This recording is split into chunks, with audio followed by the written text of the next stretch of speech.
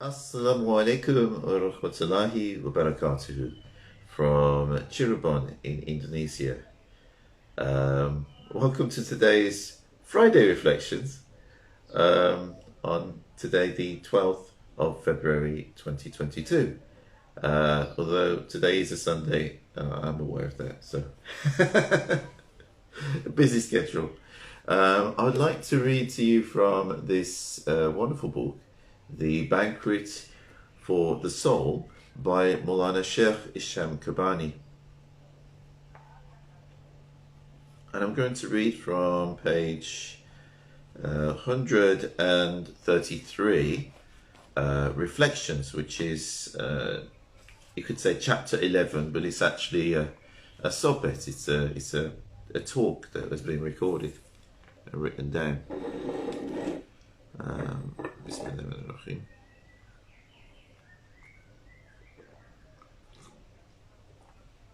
Vital signs. Each day, God, the Exalted, reveals different manifestations of His attributes to the Prophet ﷺ. Mawlana has posed the question, what is the importance of rizq, sustenance? Sustenance is important. It can maintain your energy level and give you the power to move forward to the next stage. There are two kinds of sustenance: zahiri, physical, and manawi, spiritual. The spiritual energy is part of what God, the Exalted, is sending to His prophets, Salam, which in turn flows from the Prophet Salam out to everyone. This spiritual provision is the more important of the two. It will last forever, while the physical kind has a limited number of days. God, the Exalted, measures out physical lifetimes, not in years, but in breaths. Everything connected with our lives is counted in breaths, coming in and going out. Our last breath will go out, but not back in. On the other hand, spiritual respiration continues after our physical deaths, because God, the Exalted, doesn't want us to stop breathing in the life-giving nourishment of spiritual, it's not really oxygen, but oxygen. When it goes out, it means that you are losing the energy of that breath. That is the time Shaitan is playing with you. At that time, your Iman, faith, will drop. Picture a special barometer that could graph your spiritual state as measured in breaths. You would see a line wandering up and down, up and down, up and down across the chart. It goes up when you inhale, then drops sharply when you exhale. Indeed, measured in spiritual terms, the very breath of life is a good index of our spiritual states. Up and down, in and out.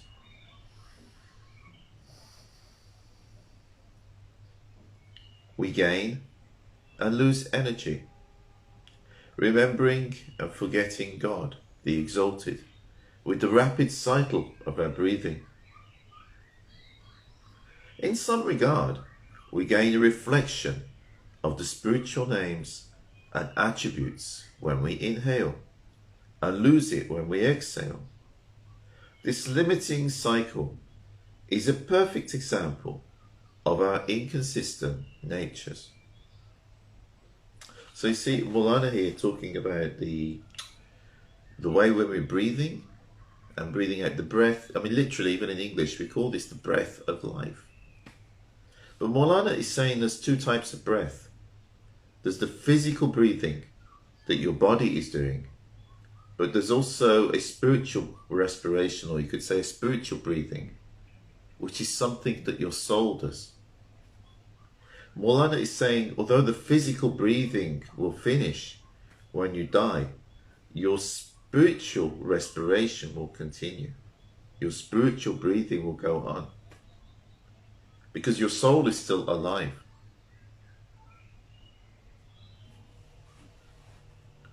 And that's why if we do not prepare as we should in this life, our soul will suffer. On the other hand, if we make the right preparation, our soul will be perfectly fine. And we'll enjoy even greater ascensions and spiritual experiences that are beautiful after we leave this physical life. Actually, they'll be more amazing. This is what hell and paradise are talking about, but people understand it too simplistically. It's much deeper than that. In contrast to our varying natures and states, if you could look at a chart of a friend of God's spiritual state, the line would always be going up.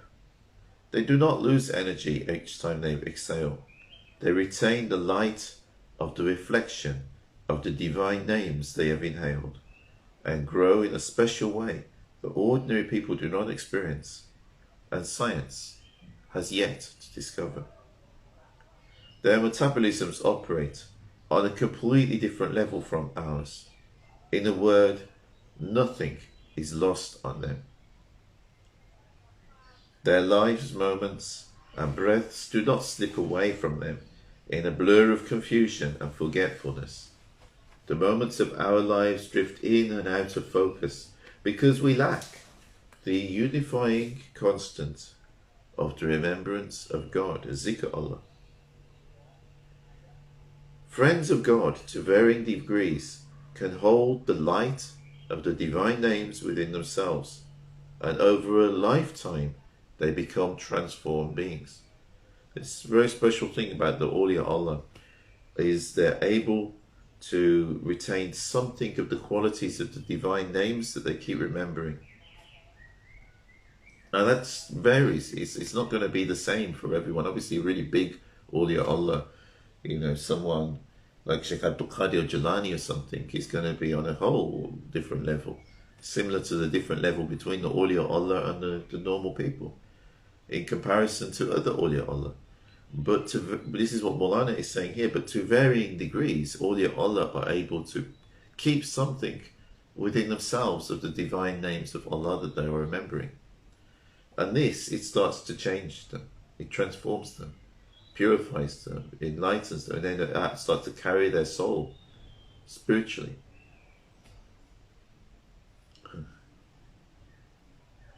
Classes of saints. There are 5 special classes of saints: Budala, Nujaba, Nukaba, Autad, and Akher. Among these, the Budala are those that God the Exalted created as substitutes, and the Prophet ﷺ mentioned them in a hadith.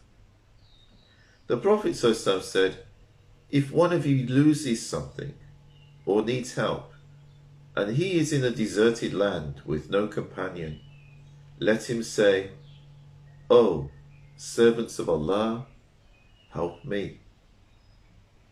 Ya Abadullah, A'iruni." These are the Budala. He said that they were given a need for food because God, the Exalted, wants to show them ajj, helplessness and dependency. He wants them to remember that they are human beings who possess human weaknesses. Only prophets have no weaknesses. They are masum, protected from sin. The friends of God are mafuz, preserved from sin. They are in need of food only 2 times a year and don't need food every day. God the Exalted sends the friends of God food 2 times a year, and it is enough for them. And what is the nature of this food? It is heavenly food. For example, when the Prophet Jesus salam asked, "Behold," the disciples said, "O Jesus, son of Mary, can your Lord send down to us a table set from heaven?" Jesus said, "Fear Allah if you have faith." They said, "We only wish to eat thereof and satisfy our hearts, and to know that you have indeed told us the truth, and that we ourselves may be witnesses to the miracle." Jesus said, "O Allah, our Lord, send us from heaven a table set with viands, that may be for us, for the first and for the last of us, a solemn festival and a sign from you, and provide for us our sustenance, for you are the best sustainer of our needs." Allah said, "I will send it down unto you, but if any of you after that resists faith, I will punish them with a penalty such as I have not inflicted upon anyone among all peoples." It's in Surah Al-Ma'idah, Surah 5, ayahs 112 to 115. You see, when Allah sends you a very strong and clear sign, you can't go against it. Because, well, you can, but there's severe penalty. Because Allah has shown you the truth clearly, without any kind of, you can't go against it anymore. If you're not sure, if you're left in ignorance, this is why a lot of people don't realize that the fact most of humanity is in a state of ignorance, is in a state of heedlessness, is actually a mercy from Allah. Because if they acted that way and they knew for sure that Allah existed, and they knew for sure what the right religion was, and they still acted that way, which is easy to do for a human being, then they would be punished. Because they would absolutely know the truth and they'd be going against it. But the thing is, if they're not too sure, then on the day of judgment they could say, "Oh yeah, Allah, we didn't know." And Allah may say, "Okay, fine, I forgive you." Because Allah wants to show rahmah to people. Allah loves us. He doesn't want to punish anyone. Because I guess it would hurt Allah to punish His beloved servants. And Allah doesn't, There is actually something I read some time ago where Noah alayhi salam was asked to, because Allah flooded the world and those people died in the flood. And some conversation between Noah alayhi salam and Allah subhanahu wa ta'ala. And Allah subhanahu wa ta'ala said afterwards, He said He commanded Noah to make, I forget how many it was, but like 7 big clay jars or something like this. And He said, "I want you to make them the finest clay jars you can make. They really have to be really good ones, And then after Noah had finished the last one, Allah said, "Now smash them." Ooh. And Noah said, "Why?" He said, he followed it, but then why you asked me to do that? He said, "Now you know how I feel."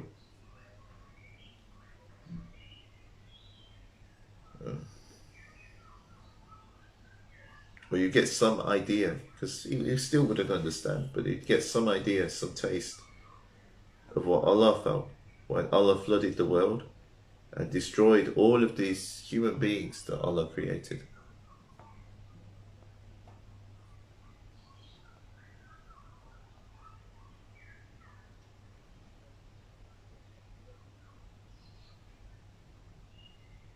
That's why we should never ever wish bad on anyone. If someone wrongs us, pray for them. Pray Allah forgive them. You're actually praying for your own soul as well by doing that.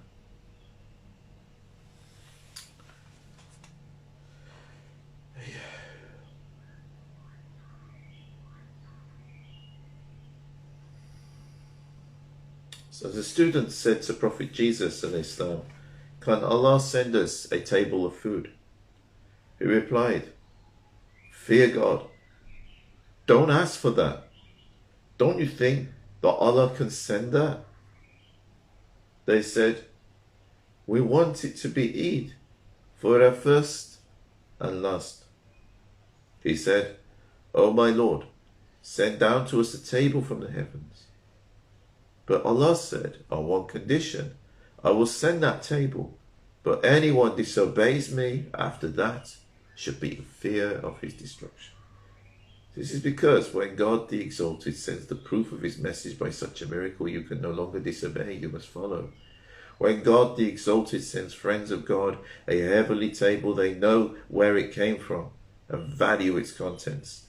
And what is the food? It is fish. He didn't say meat, he said fish. Because fish lives in the ocean. This means I am sending you the secrets of the oceans of the beautiful names and attributes. Each beautiful name is an ocean, and I am sending it to you, things from that ocean of knowledge. This is the inner interpretation of the meaning of what Mawlana is saying. Fish do not make the hard heart. Meat makes the hard heart.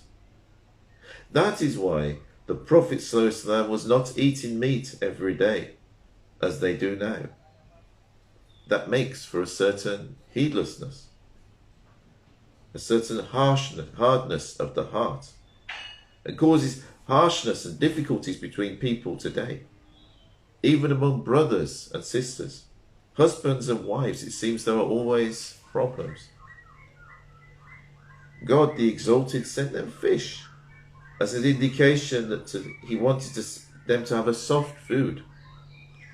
He sends them this nourishment twice a year, and it is enough to keep them for an entire year. This is the nature of the spiritual knowledge that Allah gives to the friends of God. The dance of light. Friends of God receive spiritual manifestations from the Prophet ﷺ. How does it reach them? Or what is the manner of this transmission? There are two factors to consider in this process. The akis and al-makus, the reflector and the one upon whom the light is reflected. When light circulates, it flows from one object to the next. From the source it flows to the reflector initially, glances off that object and flies off in another direction. It has to go somewhere. It cannot be traveling endlessly in space. There must be a target for this light, or there have been no purpose for the reflector to reflect. So it is within the solar system. The sun originates the flow of light, and the moon reflects some of that light back towards the earth. This is an example of the workings of Diya, the source of illumination. The sun is a huge nuclear furnace that generates light and heat both within and above its surface. In a complex dance of magnetic loops of superheated plasma, temperatures are generated that far exceed the surface of the star. Here the beautiful names and attributes react with one another, combining all these different kinds of energy to produce and radiate light across the orbiting planets. The moon catches some of that light and brightens the night skies on Earth. Just as the physical engines of the sun can supply all light and warmth for all our lives, so the beautiful names and attributes stream forth from the door of creation and blend in harmony to sustain and raise creation. It is here that the Prophet ﷺ serves as the primary reflector for all of creation, as he holds this all-important position in the flow of divine light. He directs the flow out to those who are waiting for it, reaching the different friends of God, each according to his level. That is why he said in a very important hadith, the mu'min, believer, is the mirror of the believer. The believer always reflects what is shining on him to his brother. And when it is reflected, that believer becomes a mirror to the other. Friends of God use that system to reach their followers through a dynamic network of reflections. This explains how a friend of God has the power to reach his followers everywhere, even though they don't meet physically. Clearly, this sort of transmission and reflection is of a higher order than the simple optical physics of mirrors and light rays. This kind of light literally moves from heart to heart in the form of dreams and visions. It is consciously directed, it informs, it is alive, it transcends time and space. Many people feel that someone is reaching out to them, often appearing as a guide who can lead them on the right path. Such messages can vary from the subtlest of impressions to the most direct and vivid contacts. But they all share a common origin, the light sent to humanity from the Prophet ﷺ as he reflects the original stream of light.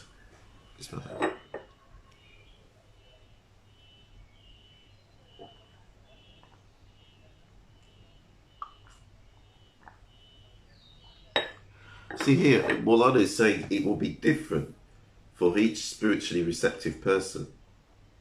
So for some people, they might hear a sound, or they might feel some energy. But on another level, someone else will literally see a person almost as if they are physical, they are that vivid, although it's different. Some people even have conversations. But it depends how tuned in the person is. A bit like the old radios and TVs, probably a lot of people not familiar with this now, but certainly older people listening in will. The old radios and TVs, they have a dial on them, and you turn that dial and you either get sound static or visual static, and you don't get a picture. You don't get the music, but if you tune it to the right frequency, you get the music come through, or you get the TV picture. This is, our souls are like a TV set or a radio. If we tune it right, we get this light, this frequency reflect upon our souls, and it manifests within us, and it reflects upon others.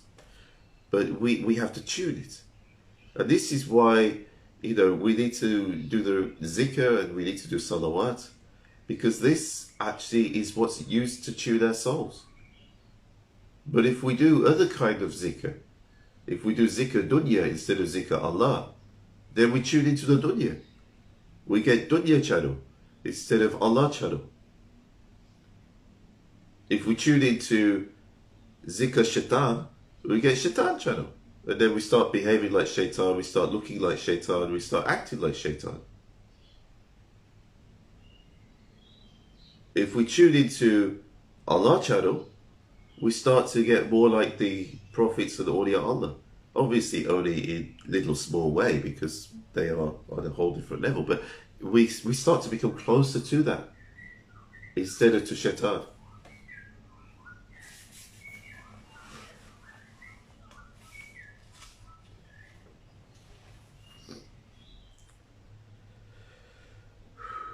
Friends of God become the secondary mirrors for the light that the Prophet sends. This is why we say into Sufism, it is said that when God the Exalted wants to see someone, he looks to the Prophet ﷺ. God the Exalted sees the reflection of his beautiful names and attributes in his perfect mirror. He looks to the mirror he created, and it is nothing less than the seal of the messengers, Salam, whose job is to transmit the essence of reflection out into Allah's creation. If you align two mirrors directly opposite one another and stand between them, you will see hundreds of times your image is multiplied to infinity. So if you put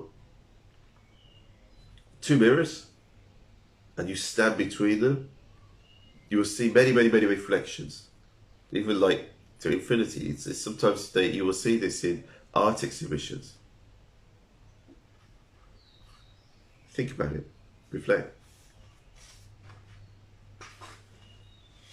Friends of God reflect this knowledge to humanity, and everyone becomes akis and makis, reflectors and receivers of reflections. We are now in a state of heedlessness. God the Exalted gives us the hours, minutes, and seconds of our lives. We must not waste them. We should learn to be highly polished mirrors so that we can properly receive and reflect the light that is sent our way. This special kind of light needs to circulate. It does not want to stop at a dead end. If you receive light and fail to properly reflect it on your brothers and sisters, then you have wasted it by blocking its continued movement. This energy is meant to propagate in a chain reaction, rippling throughout humanity, building in strength and enlightening to those who can accept it. Clean your mirror. Friends of God are given mirrors for each of their followers. Each one is polished differently. It all depends on how much the student is able to receive. If the surface of the heart is marred, the reflection will be blurry, milky, and opaque. Smooth off the rough edges of your heart. Be kind and gentle with people, even when you are under stress. When you stand before your Shaykh, the reflections connect all the way up to the Prophet ﷺ. Polish your mirror in order to hold these reflections. Keep good manners and make wudu, ablution. Make more and more ablution. When you lose ablution, immediately make new ablution. Even if you have wudu, make new wudu before praying.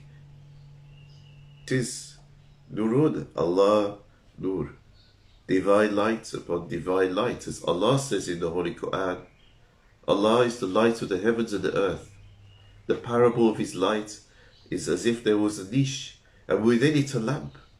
The lamp enclosed in a glass. The glass, as it were, a brilliant star, lit from a blessed tree, an olive, neither of the east or of the west, whose oil is well-nigh luminous, though fire scarce have touched it. Light upon light. Allah doth guide whom he will to his light. Allah doth set forth parables for men, and Allah does know all things. This is Surah An-Nur, Surah 24, Ayah 35. Here, God the Exalted states that he is the light of the heavens and the earth. His light is like an array of lamps. He wants us to understand that when you reflect light, it becomes light upon light.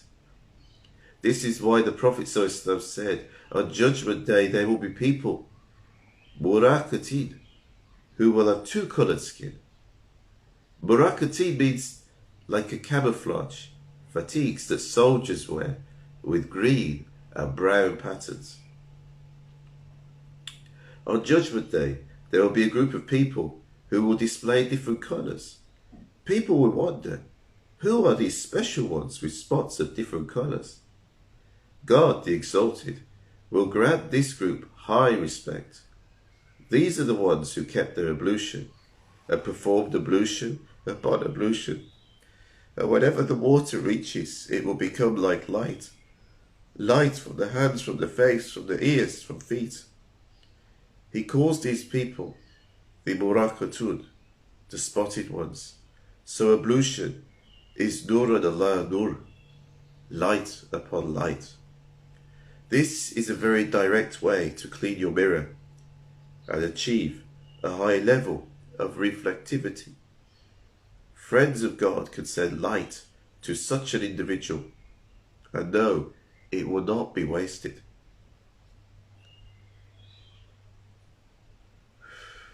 You know, even in we have a saying in English that cleanliness is next to godliness. It's quite ironic, really, because when you go to a bathroom in England, the toilet, they don't have water there. But it's an English saying that cleanliness is next to godliness. So Mawlana finishes here and says, keep your ablution, and when you lose it, rush to make it fresh again. If you can do this, God the Exalted will count you among the Murakatun and make your heart a mirror that can receive the light and reflect it across great distances. Try to keep your mirror clean. May God the Exalted let us benefit from this kind of knowledge. May we follow in the footsteps of the Prophet ﷺ and the friends of God. وَمِنَ اللَّهِ تَوْفِيقٍ بِحُرْمَةِ الْفَاتِحَةِ أعوذ بالله من الشيطان الرجيم بسم الله الرحمن الرحيم الحمد لله رب العالمين الرحمن الرحيم مالك يوم الدين إياك نعبد وإياك نستعين اهدنا الصراط المستقيم صراط الذين أنعمت عليهم غير المغضوب عليهم ولا الضالين. Hope you found that interesting and beneficial, and I actually don't know what's going to happen on Monday and stuff, but we'll see. I'm going to try to continue doing my usual broadcast, but obviously I am in Indonesia and it's a very busy schedule, so I don't know exactly when they will be. But I look forward to seeing you next time whenever I do see you, and until then, I wish you all the very best. Assalamu alaikum wa rahmatullahi wa barakatuhu. May the peace and blessings of God be with you all.